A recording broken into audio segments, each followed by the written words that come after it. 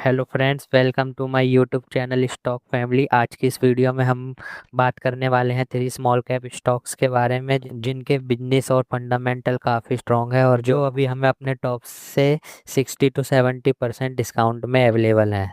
तो चलिए पहले स्टॉक के बारे में बात करते हैं। जो हमारी पहली कंपनी है उसका नाम है राजरतन ग्लोबल वायर लिमिटेड। ये एक प्रकार का वीड वायर बनाती है। अब आप सोचोगे वीड वायर होता क्या है। ये एक हाई कार्बन स्टील वायर होता है जो टायर को व्हील रिम पर मजबूती से पकड़ कर रखता है। इसके बिना टायर सुरक्षित रूप से फिट नहीं हो सकता। जैसे कि इमेज में दिख रहा है, जैसे कि जो हमारे व्हीकल्स वगैरह रहते हैं उनमें जो टायर्स यूज़ होते हैं उनमें उनके अंदर एक प्रकार का वायर रहता है, तो वो ये कंपनी ही बनाती है उस वायर को ना, जिसको कि हम वीड वायर बोलते हैं। एक बार इसका मैन्युफैक्चरिंग प्रोसेस भी देख लेते हैं शॉर्ट में।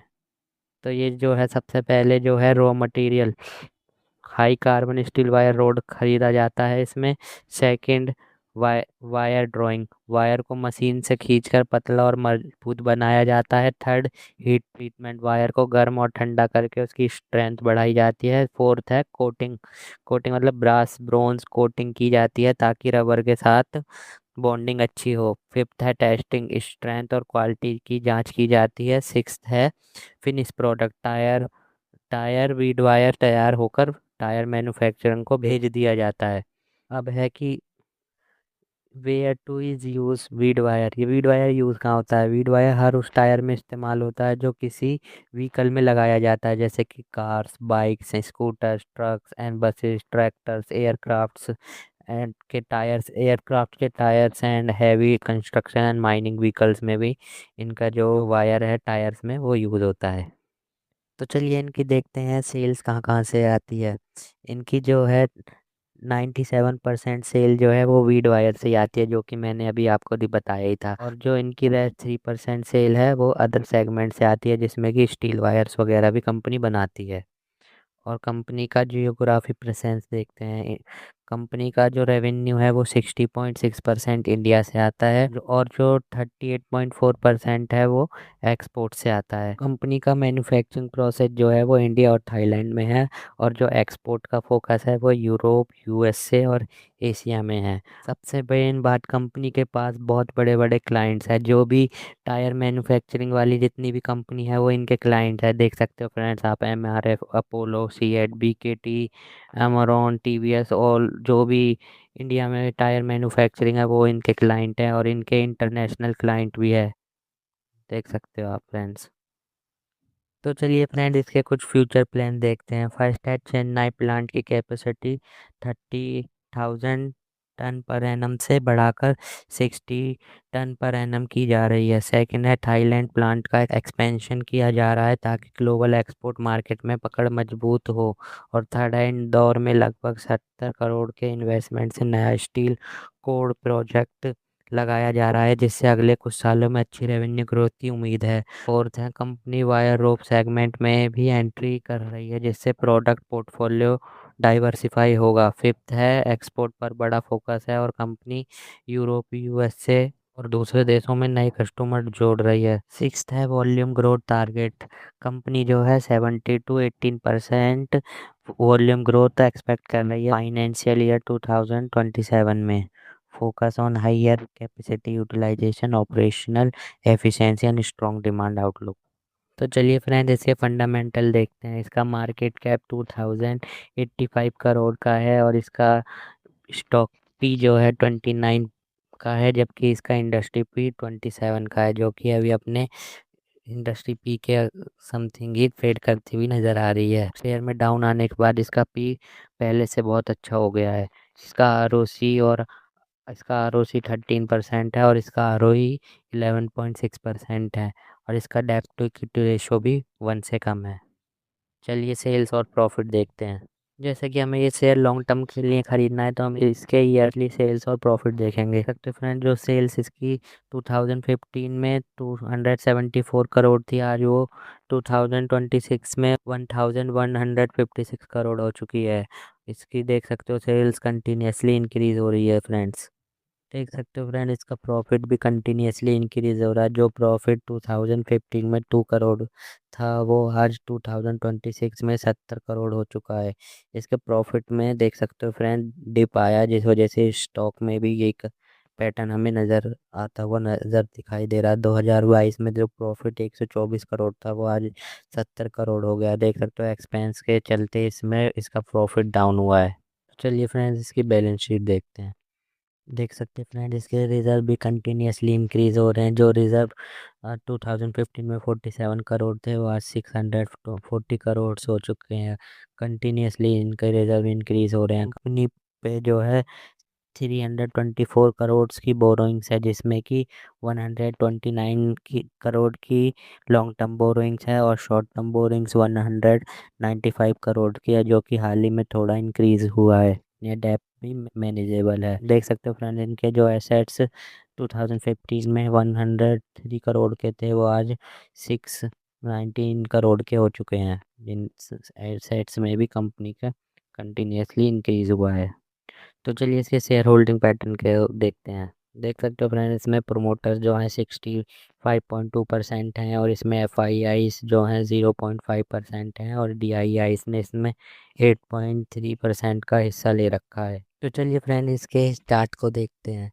ये शेयर जो है मार्केट में 22 मई 2022 को आया था। उसके बाद इसने अपने इन्वेस्टर्स को मल्टी बैगर रिटर्न कमा के दिया 3000 प्लस का।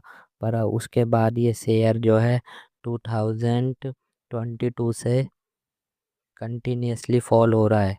देख सकते हो फ्रेंड, ये शेयर जो है अभी हमें अराउंड 70% डिस्काउंट पे मिल रहा है। अभी देखते हैं इसका नीचे आने के रीज़न। तो चलिए फ्रेंड, इस शेयर के नीचे आने के कुछ रीज़न देखते हैं। पहला है टायर इंडस्ट्री का स्लो डाउन होना। कंपनी का main business tyre bead wire है। टायर इंडस्ट्री की डिमांड कम होने से ऑर्डर और सेल्स पर असर पड़ता है। सेकंड है raw material cost pressure. Steel wire road की प्राइस बढ़ने या वोलेटाइल रहने से कंपनी के मार्जिन पर प्रेशर आता है। थर्ड है हाई वैल्यूएशन करेक्शन। पहले स्टॉक का वैल्यूएशन काफ़ी हाई था, ग्रोथ स्लो होने पर मार्केट ने वैल्यूएशन को एडजस्ट किया है। फोर्थ है एक्सपोर्ट डिपेंडेंसी रिस्क। कंपनी का रेवेन्यू एक्सपोर्ट और थाईलैंड ऑपरेशन पर डिपेंड करता है, इसलिए ग्लोबल डिमांड और करेंसी फ्लक्चुएशन का रिस्क रहता है, जिस वजह से ये भी एक रीज़न है स्टॉक के नीचे आने का। फिफ्थ है capex and growth uncertainty. Company expansion कर रही है, लेकिन फ्यूचर डिमांड और रिटर्न ऑन इन्वेस्टमेंट को लेकर अनसर्टेनिटी है। सिक्स्थ जो है weak small cap sentiment. Market में रिस्क ऑफ मूड होने पर स्मॉल कैप्स स्टॉक सबसे पहले प्रेशर में आते हैं। सेवन्थ है टेक्निकल ब्रेकडाउन का हो जाना। इम्पोर्टेंट सपोर्ट लेवल टूटने और सेलिंग प्रेशर बढ़ने से शेयर तेजी से गिरावट में आ गया है। शेयर प्राइस के गिरने का मतलब हमेशा बिजनेस खराब होना नहीं होता है। राजरतन ग्लोबल वायर के केस में industry slow down, margin pressure और वैल्यूएशन करेक्शन जैसे फैक्टर मिलकर स्टॉक को नीचे ले आए हैं। लॉन्ग टर्म में ये डिमांड रिकवरी और कंपनी के एग्जीक्यूशन इम्पोर्टेंट रहेगी शेयर को ऊपर ले जाने के लिए। तो फ्रेंड, जैसे कि हमने इसके नीचे आने के रीज़न डिस्कस कर लिया, आप अब इसमें अपने अकॉर्डिंग डिसीजन बना सकते हो। तो चलिए फ्रेंड, अपने नए शेयर की तरफ चलते हैं। तो हमारा नेक्स्ट शेयर है, उसका नाम है वैभव ग्लोबल लिमिटेड। ये कंपनी जो है अफोर्डेबल लग्जरी ज्वेलरी और लाइफस्टाइल प्रोडक्ट बेचने वाली एक ग्लोबल रिटेल कंपनी है। कंपनी का बिजनेस मॉडल काफ़ी यूनिक है, क्योंकि ये डिज़ाइन से लेकर मैन्युफैक्चरिंग और डायरेक्ट कस्टमर सेलिंग तक पूरी वैल्यू चेन को कंट्रोल करती है। सबसे पहले बात करें टीवी शॉपिंग चैनल्स की। वैभव ग्लोबल यूएसए में शॉप एलएलसी और यूके में टीजेसी ज्वेलरी चैनल के नाम से लाइव शॉपिंग चैनल चलाती है। यहाँ होस्ट प्रोडक्ट को लाइव शोकास्ट करते हैं और कस्टमर टीवी या ऑनलाइन ऑनलाइन ऑर्डर प्लेस कर सकते हैं। कंपनी का सबसे बड़ा रेवेन्यू सोर्स है। दूसरा है e commerce and market places. Company अपनी वेबसाइट और मोबाइल ऐप्स के साथ साथ अमेज़ॉन, वॉलमार्ट और ईबे जैसे प्लेटफॉर्म पर भी प्रोडक्ट सेल करती है। इससे कंपनी का ऑनलाइन कस्टमर बेस बढ़ाने में मदद मिलती है। तीसरा सेगमेंट है manufacturing and sourcing. Vaibhav global के मैन्युफैक्चरिंग यूनिट इंडिया और थाईलैंड में है। कंपनी अपने ज्वेलरी प्रोडक्ट का डिज़ाइन और प्रोडक्शन खुद करती है, जिससे कॉस्ट कंट्रोल और क्वालिटी मेंटेन करना आसान होता है। अगर पोर्टफोलियो देखें तो कंपनी व fashion jewellery, gemstone jewellery, lifestyle product और एक्सेसरीज बेचती है। इनके प्रोडक्ट की प्राइस जनरली अफोर्डेबल रेंज में होती है, जिस वजह से रिपीट परचेज काफ़ी ज़्यादा देखने को मिलती है। रेवेन्यू की बात करें तो लगभग 70 to 75 रेवेन्यू यूएसए से और 20 to 25 रेवेन्यू यूके से आती है। इसलिए कंपनी का परफॉर्मेंस इन दोनों मार्केट पर काफ़ी डिपेंड करता है। तो चलिए फ्रेंड्स, इस कंपनी के फ्यूचर प्लान देखते हैं। पहला है digital business growth. Company financial year 27 तक अपने डिजिटल रेवेन्यू कंट्रीब्यूशन को लगभग 50% तक ले जाना चाहती है, जो कि अभी 40 to 43% के आसपास है। सेकंड है जर्मनी एक्सपेंशन। जर्मनी बिजनेस पहले से ही बिट्टा पॉजिटिव है और मैनेजमेंट को उम्मीद है कि फाइनेंशियल ईयर 2027 तक ये प्रॉफिटेबिलिटी में मीनिंगफुल कंट्रीब्यूशन देगा। थर्ड है in house brand growth. Company branded product का शेयर बढ़ाकर फाइनेंशियल ईयर 27 तक लगभग 50% तक ले जाना चाहती है, जिससे मार्जिन इम्प्रूव हो सकते हैं। फोर्थ है AI and technology adoption. Have global content creation demand forecasting CRM और कस्टमर सर्विस में एआई का इस्तेमाल बढ़ा रही है, ताकि एफिशिएंसी और कस्टमर एक्सपीरियंस दोनों इम्प्रूव हो सके। फिफ्थ है कस्टमर एक्विजिशन एंड रिटेंशन। नए कस्टमर जोड़ने के साथ साथ रिपीट परचेजेस और कस्टमर लॉयल्टी बढ़ाने पर भी कंपनी का फोकस है। सिक्स्थ है global omni channel expansion. TV shopping और ई कॉमर्स दोनों चैनल में यूएसए यूके और जर्मनी जैसे मार्केट में अपनी प्रेजेंस मजबूत करने की प्लानिंग है। सेवन्थ है ESG and sustainability. Company sustainability initiative और रिस्पॉन्सिबल बिजनेस प्रैक्टिस पर भी फोकस कर रही है, जो लॉन्ग टर्म में ब्रांड वैल्यू को सपोर्ट कर सकता है। इन कंक्लूजन देखा जाए तो वैभव ग्लोबल का future focus digital growth, international expansion, AI adoption और स्ट्रॉन्ग कस्टमर रिलेशन के through long term sustainable growth achieve करना है। तो चलिए फ्रेंड्स, इसके फंडामेंटल्स देखते हैं।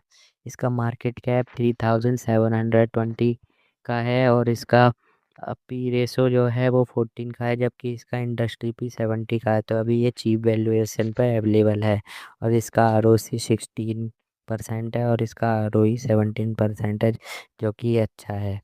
इसकी डेब्ट टू इक्विटी रेशो 1 से भी कम है।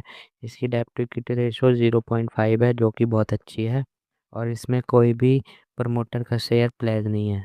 तो चलिए इसकी सेल्स और प्रॉफिट देखते हैं। तो देख सकते हो फ्रेंड्स, इसकी सेल्स भी कंटिन्यूसली इंक्रीज़ हो रही है, जो कि 2015 में 1376 थी, जो कि आज 3692 हो गई है। और इसकी जो प्रॉफिट भी देख सकते हो फ्रेंड, 2015 में 103 करोड़ था, जो कि आज 2026 में 266 करोड़ हो चुका है। तो इसमें भी कंटिन्यूसली इंक्रीज़ है।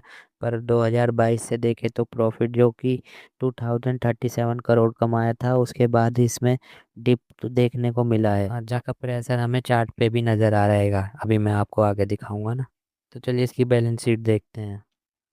देख सकते हो फ्रेंड, इनके रिजर्व भी कंटिन्यूसली इंक्रीज़ हो रहे हैं। जो रिजर्व 2015 में 296 करोड़ थे, वो आज 2026 में 1615 करोड़ हो चुके हैं, जो कि कंटिन्यूसली इंक्रीज दिखा रहा है। फिर डेप्थ भी बिल्कुल ना के बराबर है। तो चलिए इनकी शेयर होल्डिंग पैटर्न को देखते हैं। फ्रेंड्स, इसमें जो है प्रमोटर्स ने 57.43% की होल्डिंग ले रखी है और इसमें FIIs ने 16.4% की होल्डिंग ले रखी है और DIs ने 2.3% की होल्डिंग ले रखी है।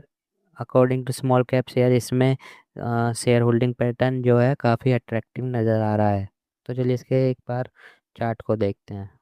तो देख सकते हो फ्रेंड, ये शेयर जो है 2004 में मार्केट में आया था, उसके बाद इसने मल्टीबैगर रिटर्न दिया। फिर इसमें ये जैसे कि स्मॉल कैप शेयर था उस टाइम पे और भी, तो इसमें देख सकते हो फ्रेंड कैसे 90% गिरा है, पर इसके मैंने दिखाए थे फंडामेंटली स्ट्रॉन्ग है, तो इन्हें हर बार कम बैक करा है। यहाँ भी देख सकते हो फ्रेंड्स, ये शेयर जो है 70% प्लस यहाँ पे भी गिरा था, जिसके बाद इसके फंडामेंटल स्ट्रॉन्ग थे, इसने कम बैक किया। देख सकते हो फ्रेंड्स, ये शेयर अभी हमें 75% डिस्काउंट में मिल रहा है। पर हमें कुछ डिस्काउंट का मतलब ये नहीं है कि कुछ भी जाके ख़रीद लेना है। चलिए इसके नीचे आने के रीज़न देखते हैं, फिर आप इसके अकॉर्डिंग अपना डिसीजन बना सकते हो। तो चलिए फ्रेंड्स, शेयर के डाउन आने के कुछ रीज़न देख लेते हैं। पहला है revenue growth slow down. Sales growth पहले के मुकाबले स्लो हुई है, जिससे इन्वेस्टर की एक्सपेक्टेशन कम हो गई है, जिसकी वजह से ये शेयर नीचे आया है। सेकंड है मार्जिन प्रेशर, मार्केटिंग ऑपरेशन और इनपुट कॉस्ट बढ़ने से प्रॉफिटेबिलिटी पर प्रेशर आया है। थर्ड है वैल्यूएशन करेक्शन, स्टॉक पहले प्रीमियम वैल्यूएशन पर ट्रेड कर रहा था, इसलिए ग्रोथ स्लो होते ही वैल्यूएशन करेक्शन हुई है। फोर्थ है FII सेलिंग, फॉरेन इन्वेस्टर की सेलिंग से शेयर प्राइस पर नेगेटिव प्रेशर बना है। फिफ्थ है हाई कंपटीशन, ई कॉमर्स और टीवी शॉपिंग सेगमेंट में कंपटीशन बढ़ने से ग्रोथ और मार्जिन दोनों इम्पैक्ट हुए हैं। सिक्स्थ है high marketing spend, customer acquisition के लिए ज़्यादा खर्च करने से शॉर्ट टर्म प्रॉफिट पर असर आया है। सेवन्थ है ग्लोबल इकोनॉमिक स्लोडाउन, US और यूरोप में वीक कंज्यूमर स्पेंडिंग ने डिमांड को इम्पैक्ट किया है। इन कंक्लूजन देखा जाए तो इन सब फैक्टर से कॉम्बिनेशन की वजह से वैभव ग्लोबल का शेयर प्राइस गिरा है, लेकिन कंपनी की लॉन्ग टर्म ग्रोथ स्टोरी अभी भी डिजिटल एक्सपेंशन और ग्लोबल ग्रोथ पर फोकस है। देख सकते हो जैसे कि फ्रेंड्स हमने नीचे आने के इसके रीजंस देखे, जिसमें आप अपने अकॉर्डिंग डिसीजन ले सकते हो। चलिए नेक्स्ट स्टॉक की तरफ चलते हैं। तो फ्रेंड जो हमारा थर्ड स्टॉक है उसका नाम है सालजार इलेक्ट्रॉनिक्स लिमिटेड। ये एक इलेक्ट्रिकल इक्विपमेंट मैन्युफैक्चरिंग कंपनी है जो industrial switch gears, wires, cable and smart meter और EV चार्जिंग प्रोडक्ट बनाती है। इनका बिजनेस मल्टीपल सेगमेंट में है। तो पहला जो सेगमेंट है वो है इंडस्ट्रियल स्विच गियर। कंपनी की सबसे बड़ी कमाई ही सेगमेंट से आती है। इसमें रोटरी स्विच और कंट्रोल प्रोडक्ट शामिल होते हैं। इनके मल्टीपल प्रोडक्ट हैं इसमें। पहला जो है वो है इंडस्ट्रियल स्विच गियर। कंपनी की सबसे बड़ी कमाई इसी सेगमेंट से आती है। इसमें कंपनी डिफरेंट टाइप के स्विच गियर्स, MC वगैरह प्रोडक्ट बनाती है। कंपनी की 50% सेल इसी सेगमेंट से आती है। सेकंड है wire and cable. Salzer wires and cable और ट्रांसफॉर्मर्स भी बनाती है। ये बिजनेस कंपनी के रेवेन्यू का लगभग 30 से 40% का हिस्सा देता है और लगातार डिमांड इसमें इंक्रीज हो रही है। और थर्ड जो है स्मार्ट मीटर बिजनेस, ये कंपनी का नया ग्रोथ सेगमेंट है। अभी रेवेन्यू कंट्रीब्यूशन कम है, लेकिन इंडिया में स्मार्ट ग्रिड और डिजिटल मीटरिंग की बढ़ती अडॉप्शन के भविष्य में इसका बड़ा ग्रोथ पोटेंशियल है और कंपनी को इससे रिलेटेड भी अभी ऑर्डर मिल रहे हैं।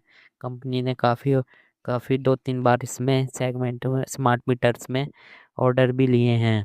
फोर्थ है EV segment. Salzer EV charging sockets, connectors और चेंज ओवर स्विच बनाती है। इलेक्ट्रिक व्हीकल की बढ़ती डिमांड के साथ ये सेगमेंट भी तेज़ी से ग्रो कर सकता है। बाकी का जो रेस्ट रेवेन्यू था वो इन्हीं दो सेगमेंट से आता है कंपनी का। कंपनी अपने प्रोडक्ट यूरोप, मिडल ईस्ट और एशिया में कई देशों में एक्सपोर्ट करती है। एक्सपोर्ट से लगभग कंपनी का 23 से 24 रेवेन्यू आता है। इससे कंपनी को ग्लोबल प्रेजेंस मिलती है।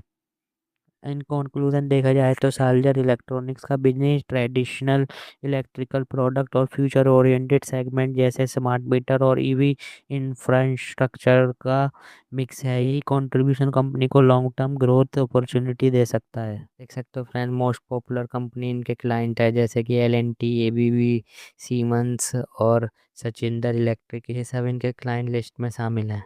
तो चलिए फ्रेंड्स सालजार इलेक्ट्रॉनिक्स के फ्यूचर प्लान्स देखते हैं। पहला है स्मार्ट मीटर एक्सपेंशन। कंपनी को स्मार्ट मीटर के बड़े ऑर्डर मिलने शुरू हो गए हैं। वायरलेस स्मार्ट मीटर टेक्नोलॉजी पर भी काम चल रहा है। फ्यूचर में ये कंपनी का सबसे बड़ा रेवेन्यू सेगमेंट बन सकता है। सेकंड जो है वो है core business growth. Switch gear business की डिमांड स्ट्रॉन्ग बनी हुई है। कंपनी कॉन्ट्रैक्टर, रिलेज, ट्रांसफार्मर और वायर हार्नेस जैसे नए प्रोडक्ट ऐड कर रही है। मैनेजमेंट को 20% ग्रोथ कंटिन्यू रहने की उम्मीद है। थर्ड है building product expansion. Modular switch, wiring accessories और इलेक्ट्रिकल पैनल्स पर फोकस। प्रोडक्ट पोर्टफोलियो और डिस्ट्रीब्यूशन नेटवर्क को एक्सपेंड किया जा रहा है। फोर्थ है EV charger opportunity. EV charger business पर काम चल रहा है। अप्रूवल और कमर्शियल लॉन्च के बाद ये नया ग्रोथ ड्राइवर बन सकता है। लॉन्ग टर्म में EV सेगमेंट से अच्छा रेवेन्यू आने की संभावना है।